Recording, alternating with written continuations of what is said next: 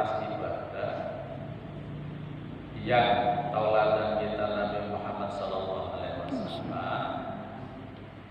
kita harus tahu sebetulnya pengikut beliau itu yang seperti apa gitu.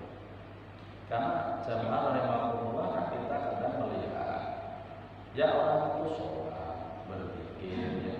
Bahkan di beberapa tempat itu ada yang model zikir-zikirnya itu sampai MUI mengatakan sesat dan sebagainya. Mungkin jamaah pernah lihat ada berzikir kok ya nggak bahkan sampai terjoget-joget ya. Ini pernah lihat apa? Sama mereka juga sholat, mereka berzikir. Cuma endingnya nanti di padang pasar diakui nggak menjadi umatnya Nabi. Jadi kita juga jangan sampai sudah semaksimal mungkin kita berusaha mengabdi kepada Allah, tapi pada akhirnya kok pengabdian kita nggak diakui, kan rugi yang seperti itu. Nah, oleh karenanya subuh ini kita untuk mencoba memposisikan bahwa kita ini memang umat Nabi Muhammad SAW yang insya Allah nanti diakui. Ya. Mungkin kalau bahasa dunianya itu kita menjadi umatnya Nabi sudah pegang sertifikat, bukti bahwa kita umatnya Nabi. Nah jamaah, sifat-sifat Nabi dan pengikutnya ini Allah sudah jelaskan, ya. Memang rujukannya memang harus Al-Quran, karena kalau kita tulis jangan benar, jangan hawa nafsu, jangan pengikut pimpinannya aja rujukannya. Di dalam Quran surat Al-Fatah ayat terakhir ayat 29. A'udzubillahi minasyaitonirrajim. Bismillahirrahmanirrahim. Muhammadur Rasulullah. Muhammad itu utusan Allah. Muhammad itu seorang rasul kata Allah dalam firman. Walladzina ma'ahu, dan orang-orang yang mengikutinya atau orang-orang yang bersamanya, orang-orang yang pernah hidup di zaman Nabi, orang-orang yang pernah hidup bersama Nabi, luar biasa sebenarnya. Jadi kalau dulu pernah hidup di zaman Nabi Muhammad, dia nggak ikut Nabi, alhamdulillah. Tapi faktanya memang demikian. Yang ikut Nabi nggak banyak pada saat itu. Ya. Orang-orang yang bersama Nabi pada saat itu, kalau mufassirin yang masuk, yang dimaksud bersama Nabi ini juga termasuk yang ikuti, ya. Yang tidak hidup di zaman Nabi, tapi dia selalu mengikuti, itu juga masuk dalam golongan tersebut. Tasyidda'u 'alal kufar, punya sifat tegas kalau berhadapan dengan orang kafir. Tegas Pak. Kalau bahasa kita punya prinsip. Cuma kalau orang nggak suka mengatakan apa itu? Bukan fanatik. Nah, itu ya. Jadi orang Islam fanatik amat. Oh, salah itu yang ngomong. Justru harus fanatik. Kan fanatik yang dimaksud di kita artikan punya prinsip ketegasan. Atau ibadah harus tegas sama Allah, ya, yang ujungnya lah itu bahaya. Kalau sesama Muslim, walana amaluna walakum amalukum. Ini Quran sudah mengatur semua dengan hadis-hadis Rasulullah. Loh, sesama Muslim gimana maksudnya? Ya kan sesama Muslim kan banyak yang beda pendapat. Ya. Maaf, ini masalah maulid Nabi saja sampai sekarang itu tetap beda pendapat. Iya. Ada segolongan saudara kita yang mengatakan itu bid'ah. Ya kan? Banyak juga pengikut. Ada juga yang mengatakan kalau mengatakan sunnah agak takut. Memang tidak ada. Yang ada itu budaya ya, untuk menghidupkan, mengingat, ya, mengenang hari kelahiran. masalah maulid saja. Itu sesama muslim berbeda pendapat. Nah, kalau sudah berbeda pendapat, kunci yang pertama suruh kembalikan Al-Quran dan As-Sunnah. Kemudian Al-Quran memberi petunjuk walana amaluna wa lakum amalukum amalku amalku amalmu amal. Karena kalau mau di konfrontasi orang takut, artinya nggak selesai. Masalah doa kunut saja, ya tak? Masalah doa kunut. Di Arab Saudi sana nggak pakai kunut kalau subuh, karena di sana madhabnya Wahabi, sedangkan di Indonesia Syafi'i. Iya. Dan dua-duanya ada dalil di situ. Iya, ada dalil. Banyak orang Jumatan ada.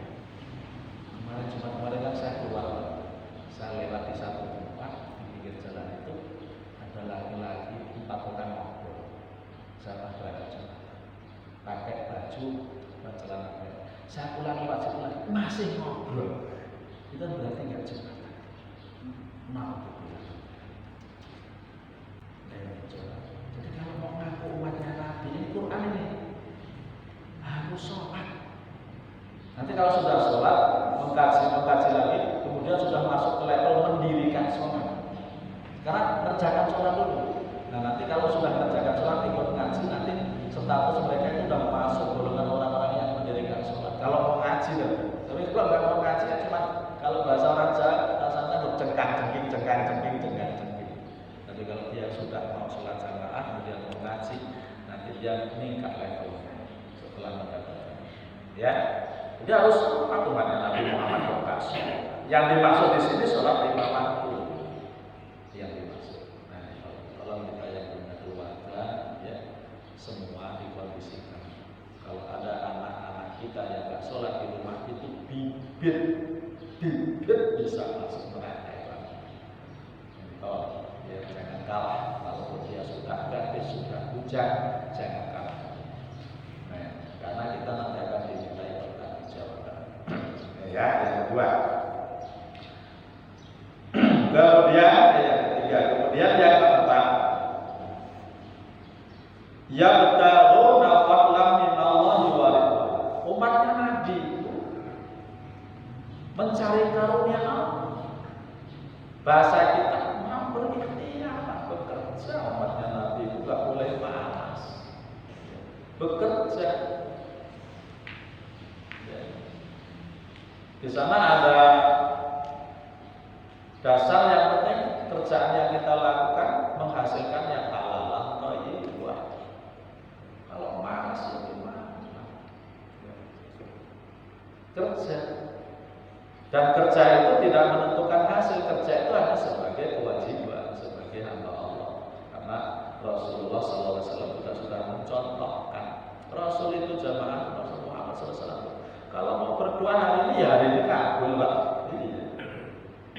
Kabul ya. Tapi karena beliau seorang Rasul, juga dari golongan manusia, beliau mencontohkan. Beliau bekerja keras lewat perdagangan.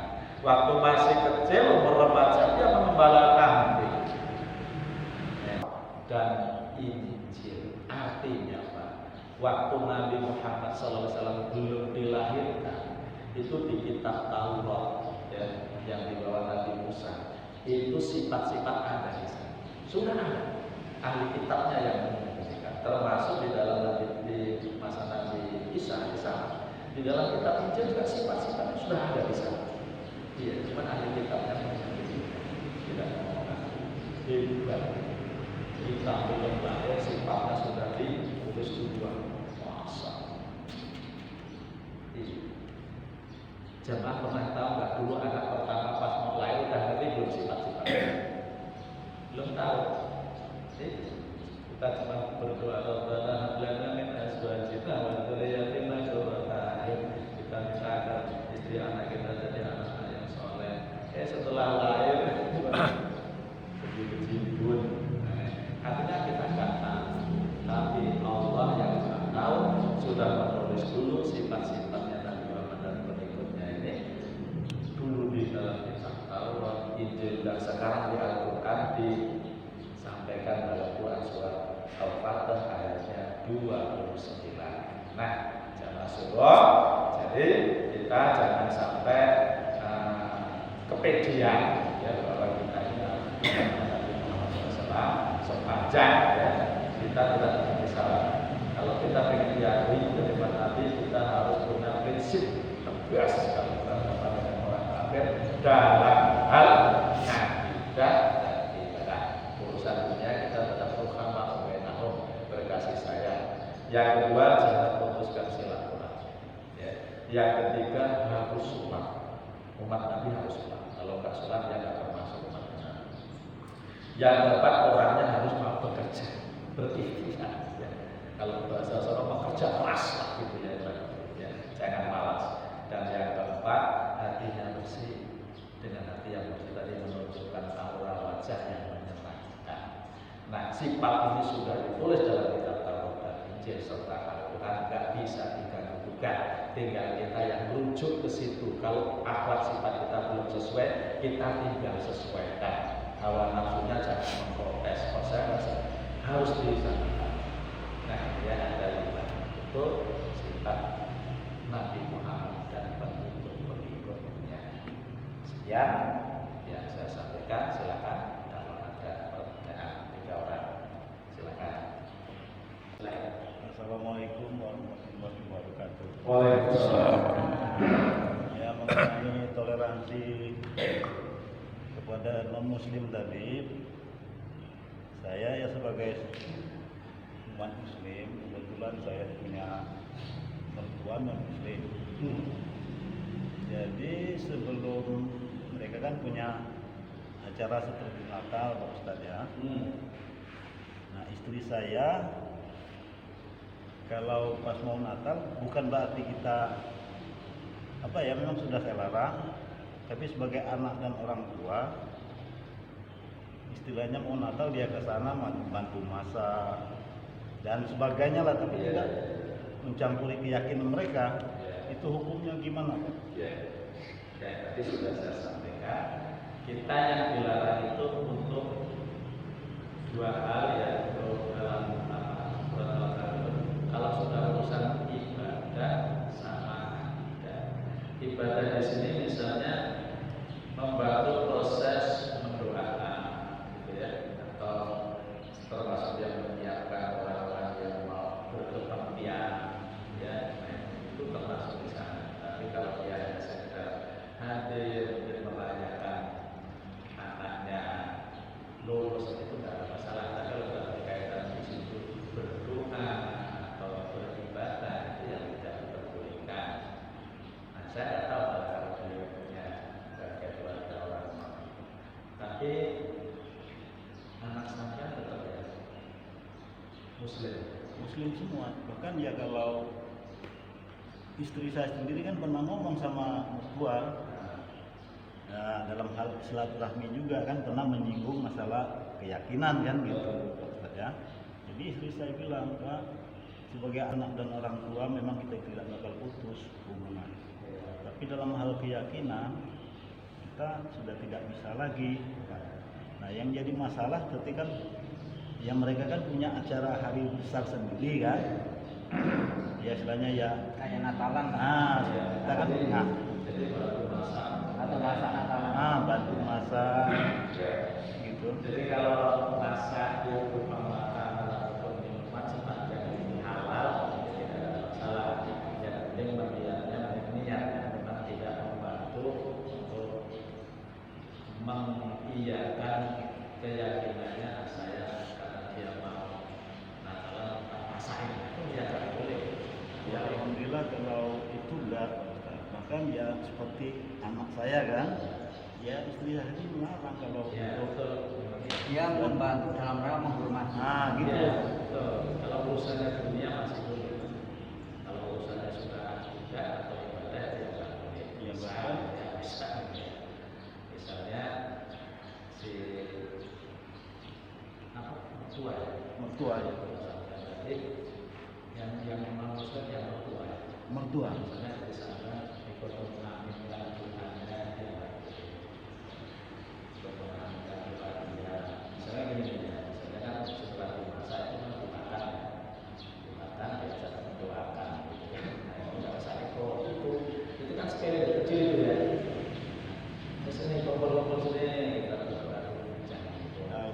kalau itu enggak. Tapi kalau sekedar membuat lapak tidak ada masalah. Bahkan Tidak ada masalah ya. pernah juga masih baru-barunya tadi sempat ya agak komplikasi Nah. juga. Justru kalau mengucapkan itu yang masalah. Ini yang terus sudah membuat masalah. Ya. Kalau sampai mengatakan selama hari Natal itu yang masalah. Kalau itu memang enggak. Karena Natal itu artinya lahirnya anak Tuhan. Kalau kita sekarang Pak, Natal itu lahirnya anak Tuhan. Nah, kita pun Allah Taala dan telah yalid walam yulan. Tuhan kita itu tidak beranak dan tidak diperanatkan. Kalau kita bilang selamat ya, berarti kita sudah kena di situ. Makanya MUI membuat bahwa haram mengucapkan selamat. Ucapan haram. Nah, ini yang kedua nih Pak Ustadz sekalian. Nah, seperti komplikasi yang kedua tadi masalah ibadah. Ya. Tapi saya yang memang sebagai ini saya melarang juga.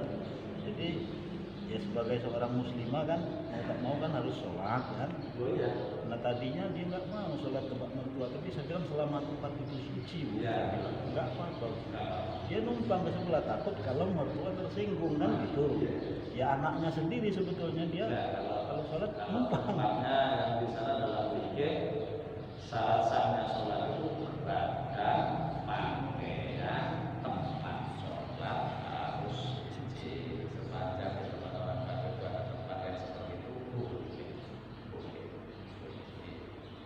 Karena nggak mengikat itu. Yang penting kalau dalam fikih itu tempat itu bersih. Tempat orang itu kalau di situ tidak terjamah najis boleh. Ya.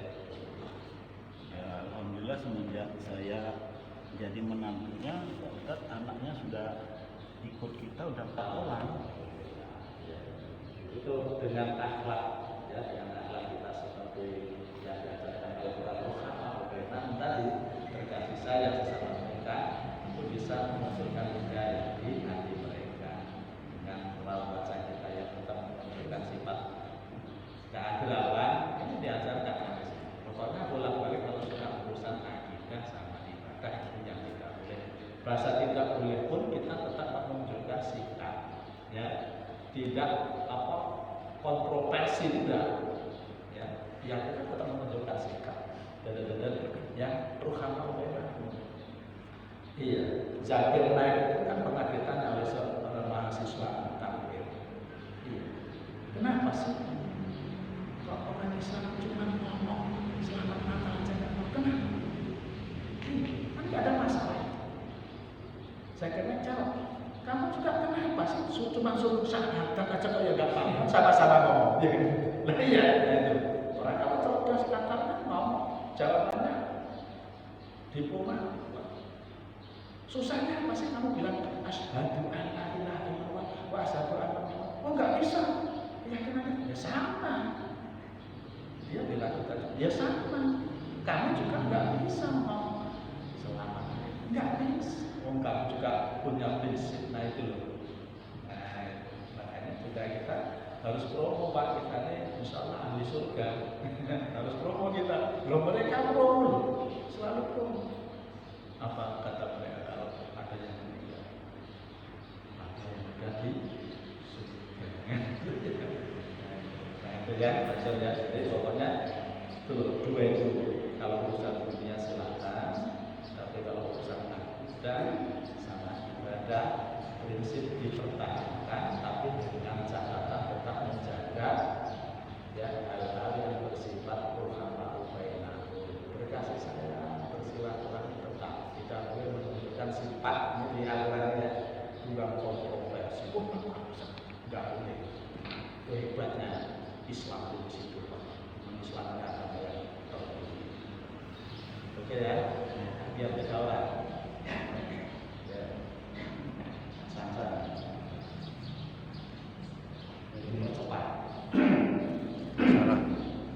yang kemarin minggu kemarin karena nggak ada waktu untuk itu mengatakan Allah tidak diperanakkan dan tidak memperanakkan, tidak ditampakkan dan tidak menampakkan. Saya pernah mendengar ceramah-ceramah di TV, sholatlah kamu seolah-olah melihat Allah. Nah, yang saya tanyakan, bagaimana kita melihatnya, karena Allah kan tidak ditampakkan, Allah tidak diperanakkan. Nah, itu. Ya. Jadi kajian tubuh fisik kita ini jamaah, mungkin kita sering mendengar mata batin. Ya. Kalau mata ini memang ini sangat terbatas. Jadi yang dimaksud dengan meyakini bahwa kita melihat Allah itu mata batinnya Pak yang harus bekerja. Nah ini yang kita disebut di kelas-kelas real Pak. Kalau kita maaf ya sekedar bahasanya mendengar begini sulit memang. Makanya kemarin beberapa waktu lalu bapak-bapak saya berikan untuk dapat berdiri ya, karena mungkin itu bisa mencerdaskan batin ya, mudah batin. Nah, salah satu contoh begini, nggak salah Allah, setan ya, kan nggak bisa dilihat ya bahasa saya. Itu kalau batin kita tadi sudah mampu kelasnya itu melihat tidak bisa tapi merasakan bisa. Jadi bisa merasakan bisa. Itu orang-orang yang sudah kelas-kelas itu memang luar biasa. Jadi maksudnya ke situ. Kan Allah tidak menampakkan kok kita kalau sholat seolah-olah melihat. Nah, melihat itu maknanya ihsan, ihsan. Jadi dalam beragama ini satu Islam, dua iman, tiga ihsan. AWD sekelas ini Islam, ya. Iman ini sedang kita bangun. Ihsan ini boleh jadi kita belum capai. Nah, kita memang harus rajin begini supaya nanti titik-titik dengan mulai meriadokan batin, sehingga kalau sudah meriadokan batin itu nanti hal-hal yang sifatnya meyakini. Ihsan itu yang penting. Kalau kita beribadah itu kita yakin kita berhadapan dengan Allah. Neng naik turun hadir, dewi yakin bahwa dibelah Gusti. Jadi kalau kita belum mampu batinnya melihat, kita diajarkan oleh Rasul yakin kita yang dilihat. Nah, cuma nanti kalau untuk yang mulganya asasa itu kita diperlihatkan Allah wujud di surga.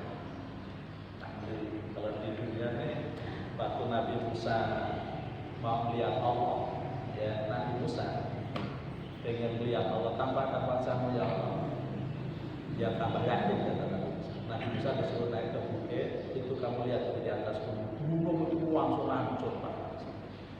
Jadi kalau istilah muatan, ya ini gapnya nggak mampu diterima oleh bumi.